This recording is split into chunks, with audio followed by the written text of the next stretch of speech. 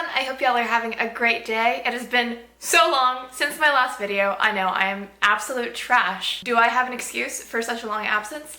No, not really. When have I ever though? So let's just jump right into this. Today I'll be reviewing Always and Forever, Lara Jean by Jenny Han, and this is the third book in the To All the Boys I've Loved Before series. It was originally supposed to be a duology, so just 2 books, with the first book being To All the Boys I've Loved Before, and the second book being P.S. I Still Love You. But then Jenny Han decided to write this third book, and I'm pretty sure this is the last one, but I thought the second one was the last one last time, so who knows. So I've reviewed both To All the Boys I've Loved Before and P.S. I Still Love You on this channel, so I'll leave the reviews for both of these books down in the pants below in case you want to check them out. The To All the Boys I've Loved Before book series is so cute. It's pretty quirky and I really enjoy it. Jenny Han, if you haven't read her books before, she really knows how to pull on your heartstrings. She's also the author of the Summer I Turned Pretty series, which is a series that I read way back, like in middle school, and I remember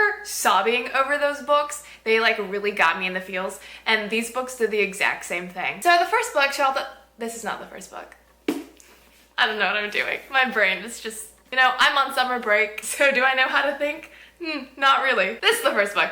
Okay, so the first book, To All the Boys I Loved Before, is about a girl. She's 16, I think, at the start of the series. Her name's Lara Jean, and she writes love letters to boys that she likes and has crushes on. And then she writes these letters as a way of getting over them, and then she addresses them and seals them away in a hat box.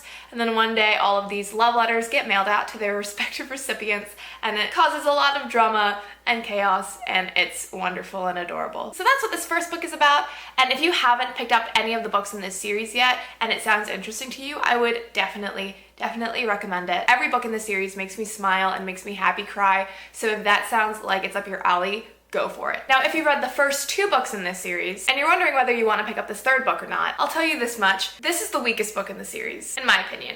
I also don't think it was very necessary. I thought the books stood fine as a duology, and I'm not going to complain about another book because I enjoyed this one as well, but really the series could have ended with P.S. I Still Love You. So if you really enjoyed the first 2 books, then obviously I would suggest picking this one up because you liked the first 2 books for a reason. Probably the characters, because in my opinion, the characters really carry this entire series. So in that case, I would urge you giving Always and Forever Lara Jean a read because you get to experience more with these wonderful characters and you really get to see them mature an extraordinary amount. On the flip side, if you didn't really like the first 2 books, then I probably wouldn't pick this one up because it's just more of the same thing. So I thought the writing in this book, Always and Forever Lara Jean, was a little weak, mainly for 2 reasons. The first one was I thought the tone was really inconsistent. So Lara Jean is a very quirky, kind of old-timey, cutesy character, and that works really well for her. And there are times in her internal monologue, just in the narrative of the piece, where Lara Jean thinks sentences like, "Oh, what a shame I did this," or "How wonderful that this happened."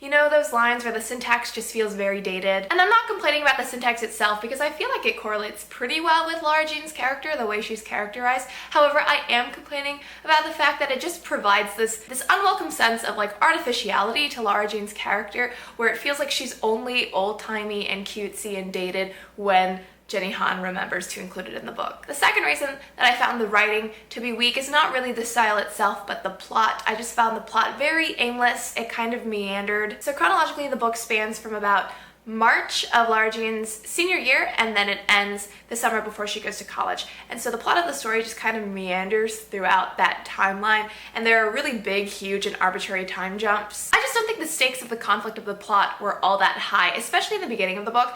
And so for the first 100 pages or so, I was reading, and I was enjoying what I was reading. It was fine. I liked the characters and everything, but I was thinking to myself, what is the point of this story? Like, why did this story need to be told? Was this book really even necessary? Also, speaking of timeline, this is just a nitpicky thing, but the book starts with Lara Jean making Easter eggs, like painting Easter eggs, and so I felt like it was just about to be Easter time, but it's actually still sometime in March, which is weird because Easter is in mid-April. This year is April 16th, and so I mean, it's not completely unreasonable for Lara Jean to be prepping for Easter that far in advance. It is Lara Jean, after all. She likes to go all out for all these kinds of things. However, when Easter finally comes, we don't know it. Like, they don't mention it at all. It just made me feel like the timeline wasn't quite grounded in reality. So I just unloaded a lot of complaints, and I feel like you guys think that I didn't like the book. That That's false. That's false. I liked the book. I really enjoyed it, actually. I thought it was really cute. By the end, I was sobbing, so, you know, it's good stuff. So yeah, this book is really cute. It's really enjoyable. If you're a fan of the series, I'm sure you'll adore this book too, and if you haven't picked up any of the books in the series yet, I personally would recommend them because I really, really enjoy them. But now I'm going to go into a spoiler section, so if you haven't read Always and Forever, Lara Jean, then I would advise leaving in 3, 2, 1. Okay, bye. All right, let's get into some spoilers. I just want to take a quick minute to recap some of my favorite moments of the book. Firstly, when Peter insisted that he wanted to go to the diner after prom, I was like, something's going on. Something's at the diner. What's happening? And then they walk in and it's a surprise birthday party for Lara Jean and all their friends are there. And then Peter recreates 16 candles. Oh my gosh, it was just so sweet. So cute, so thoughtful. I was like, Peter Kavinsky, you are a sweet boy. It was so cute, I wanted to cry. And then when Peter writes the amended contract on the back page of the yearbook and the very last bullet point or whatever is like, Peter will love Lara Jean with all his heart, always. I was like, that is so cute. And that time I actually did cry. It was just so pure, so wholesome. Oh my goodness, I loved it. So I've never really been that big of a fan of Peter Kavinsky. And if you've seen my review for P.S. I Still Love You, you know that because I spent, I think, half of that video at least ranting about Peter Kavinsky. And I was like, I don't understand why everyone loves him. Just because he's not that bad of a guy doesn't make him a good guy. But in this book, I felt pretty convinced. I was like, Peter is a good guy. He's like a solid, thoughtful, sweet boy. Very loyal, very devoted. Like, I see that now. I didn't get that in the first 2 books, but I really got it in this book. He's so eager to please Lara Jean and her family, which I thought was so cute. And I like that Jenny Han still makes him a flawed character. Like, he's not perfect. So I just thought Jenny Han did a fabulous job crafting his character. With that said, however, I did feel a little uncomfortable reading about how serious Peter and Lara Jean were, especially when they would talk about their future together. Like, for example, when Peter and Lara Jean are in New York City and Peter's like, wow, can you just imagine us living in one of these skyscrapers at the top of a building or something after college? I was like, after college? You guys are not even done with high school yet. Like, you guys are kids. I'm still a kid, so you guys are still kids. Like, why are you talking about the future like this? It was stressing me out. I mean, that's not to say that high school sweethearts don't exist, because they do.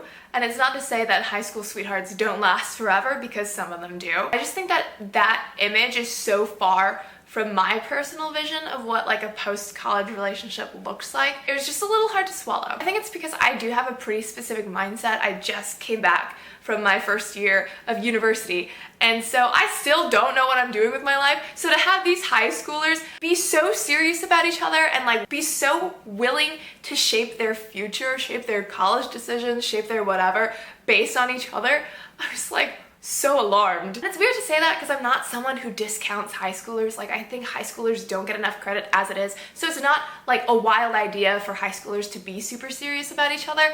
I think it's just because even though in my heart I feel like I'm an idealist and a romantic, I guess in real life I'm kind of cynical. Anyway, moving on. I love the interactions between Margot and Lara Jean and Kitty. I've said this before, I think, but I think Jenny Han does a fantastic job creating the sister dynamic between these song girls. Like, it just feels very genuine, it feels very sweet and very tender, but also they grate on each other and there's always some kind of conflict going on, and it was just really realistic. I especially love the conversations between Margot and Lara Jean about their mother, because Kitty was too young to really remember their mother, and now that the father is getting remarried, it's hard because they don't want to feel like they're forgetting or replacing their mother, so they're like, we have to remember Korea. Remembering Korea is the way to remember our mother. Yeah, I just thought those conversations were very sweet and very thoughtful. And for my final note, I want to talk about college applications and the college application process and college decisions. So college decisions, especially when you're applying to competitive schools like UVA and UNC Chapel Hill, admissions are a crapshoot. There's no guarantee that you're going to get in. And because of that, when I was applying to college, I didn't even want to tell other people where I was applying because I hated the idea of telling them that I was applying somewhere and then having to tell them later down the road that I got rejected from that college. You know, it was just like so painful to think about telling people that I got rejected that I just wouldn't want to tell people I applied in the first place. And I convinced myself that I wasn't getting in anywhere. So anytime my parents or someone else said, oh, of course you're gonna get into blank and blank college, I'd be like, why would you say that? Why? Because that's not true. There's no of course about college admissions, you know, unless it's like an automatic admission program like UT Austin does for the top however percent of the Texas high school class. That's like completely irrelevant. But anyway, with college admissions, there's really just no guarantee. So it really bothered me that Lara Jean would think things like, oh, well, I'm gonna do this and this when I'm at UVA. Like, why would you plague yourself like that? She planned so much on getting into this one school and she only applied to 5 schools to begin with. And I was like, Lara Jean, don't do that. I do like that Jenny Han showed just how random college admissions can be, with Lara Jean getting rejected from UVA but getting into UNC Chapel Hill out of state. Like, that's so accurate. College admissions, like I said, they're a crapshoot. They're a gamble. There's no guarantee. It's so random when it comes down to it. So I did like that. That felt really realistic. But anyway, on that note, that is all I have to say about Always and Forever, Lara Jean by Jenny Han. Let me know what you thought of this book. I would love to hear it. Thanks so much for watching. I hope you'll have a fantastic day and happy reading. Goodbye!